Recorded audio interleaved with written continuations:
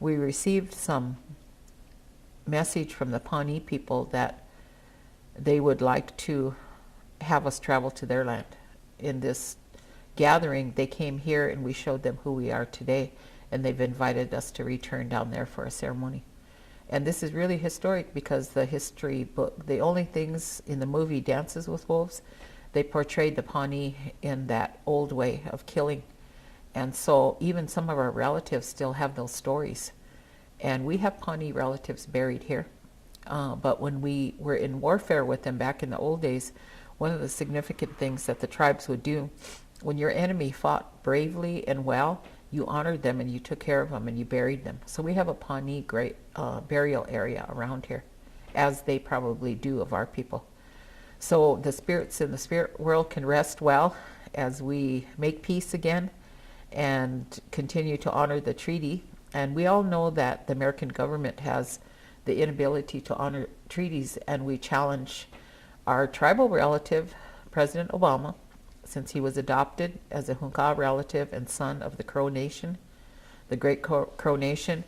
And we are told as we grow up that when you make a Hunka relative, when you make a relative, that relationship is sacred and important, and it almost takes more time than a biological relationship because you're making up for lost time. When you make that relationship, you weren't there the previous years of that relative, so you got to hurry up and make up time. And so we knew that there was purpose in making relatives, and it wasn't to use people, it was to respect. And so I send this message to President Obama as a tribal relative, that you are a member of our tribal nations, and we ask that you change history. You already have changed history. We used to have great white fathers, and now we have a great black father, and we appreciate your role in changing that history, and we continue to walk together in protecting our land, because our land is also your land in the way we call this continent Turtle Island. And that water, the lifeblood of our people, needs to be protected, because my unborn grandchildren 100 years from now, and like the Japanese people say, it's important for us to be a good ancestor. And so I'm going to try my best to be a good ancestor, and that's why we're doing this. I would like to have discussion about the treaty councils. The way that we see the land, we had this period of time where we were confined to certain land areas, so this is the visual of the reservation. When you look at the treaty, it's a larger land area that was diminished because of the inability of the government to keep their word. An example being the Black Hills. They promised not to trespass, but they did. But we still consider that treaty land. And then you look at the larger land area of Aboriginal territory. Now this Aboriginal territory is protected by federal law. My uncle Vine Deloria Jr. talked about the power of a federal law standing with the treaty. And one of those laws is NAGPRA, which was the legislation on that, the research, the advocacy was done by an awesome Pawnee person named Walter Eckerhawk, and he was here. He graced us with his presence. And in that federal law, NAGPRA, Native American Graves Protection and Repatriation Act, it recognizes Aboriginal territory, and our territory extends out to the Rockies, it extends into Canada, it extends into Oklahoma, Kansas, and it extends into beyond the Great Lakes area. And so when any kind of development in this day and age happens, according to National Historic Preservation Act and the National Environmental Policy Act, they have to consult with us. And so we have reservation, treaty, and Aboriginal territory. And so we have rights that we're defending, and within that, there's been some change. Like any other nation, we have evolved. Time has changed our structures, but we try as much as possible to hang on to that through our language. I am a speaker. My first language is Dakota, and the language has codes in it. There are certain behaviors that you're told to hang on to by the way you speak your language. And it's not that speaking your language, it makes you better than anybody. It's just that you've received that little computer chip that says this is what you do. this is what the secret of the language is. And so following that code, we realized that when the colonial people first came to the shores of Turtle Island, they wanted to make a treaty with the people on the Aboriginal people on the eastern shores, and those people, bless their hearts, said, we can't make these treaties without our clan mothers and our mothers present. And so the women played a very strong role. They may not have been right in the middle. The Western thought came in and said you had to have 2/3 of your men here to sign a treaty. We never had such a thing as 2/3. That was a colonial construct. But because of the starvation, the time, the war, pretty soon it became a standard that a treaty said you had to have 2/3. It wasn't that way, it was consensus. In the old days, the brothers, the sons would go back and they would consult with the grandmothers and the mothers. And in a sense, it wasn't a strictly matriarchal, patriarchal society. It was what is called egalitarian. Egalitarian means that it's based on labor divided society. The men hunted, they went to war, but we also had Nacha women. We also had women sometime that would be involved in that because my grandmother was one. And the women took care of the labor that needed to be done at home, but when the councils came together, the women were on the outside, but if they had something significant to say, they would throw a stone in the center and they would say, I need to speak. You know, my voice is not being heard. But it was done very respectfully. There was no demand. We weren't in the sense of the American definition of feminist because we had our power. And that remains today.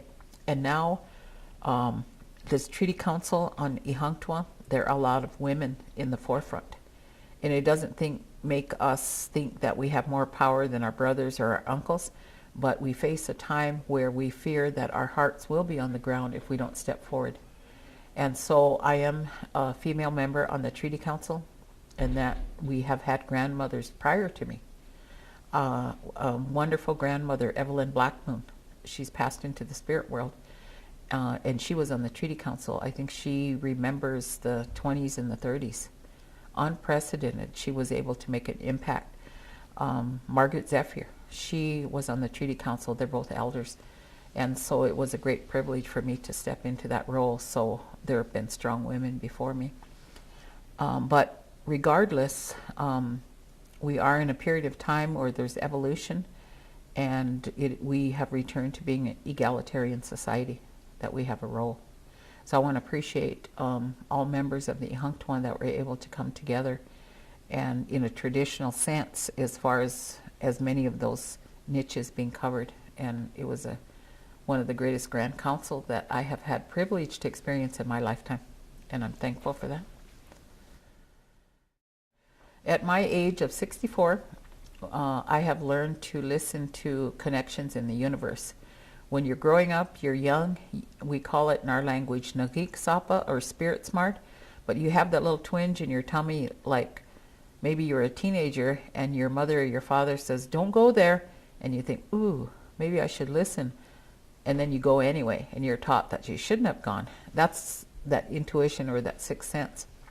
So when I was younger, I could get those feelings, but I didn't always pay attention. And now that I'm older, if I get that feeling, I pay attention, because there's a connection in the universe that I need to listen to that has repeated itself over and over. One of the things that I now know is that my grandfather used to talk about this great grandfather called Padani Kokipeshni. His name was Not Afraid of the Pawnee. And he talked about the battles that he was involved in with the Pawnee. And I remember getting that Nahik Sapa when I was a little girl. My father telling me, he said, you know, early in the morning when your grandpa would get up, he would sing that war cry, that battle song about Padani Kokipeshni that fought the Pawnee. And he fought for our people. And he would dance around the stove in the morning when it was cold, the wood stove. And he said, you know, he said, one day, he said that name will come out again. And he said, I want my grandson. So my son has the name Padani Kokipeshni, or Not Afraid of the Enemy. For short, we call him Kip.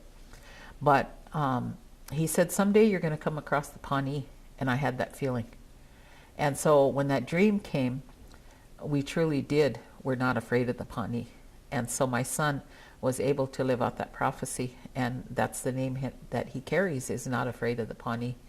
And so it was so significant to our family to have fulfilled that prophecy that we would once again be able to fulfill that role. The other thing is that I think that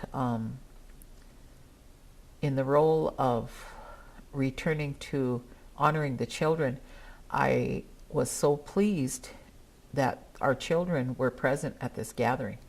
The Marty Indian School allowed their tribal government class, and what they were able to witness is sovereign nations talking to each other. You can't get that in a classroom. And they, upon leaving, wrote up a little evaluation of what they thought about the gathering. And their evaluation was so profound, and it addressed the fact of internalized oppression. They said, we want to listen to our leaders, but we don't want them to fight with each other. We want to be in a safe place. And so they have detected, and we all know about internalized oppression, when an individual or a nation is hurt and the hurt leaves the entity that created the hurt remains. And we call those post-conflict societies.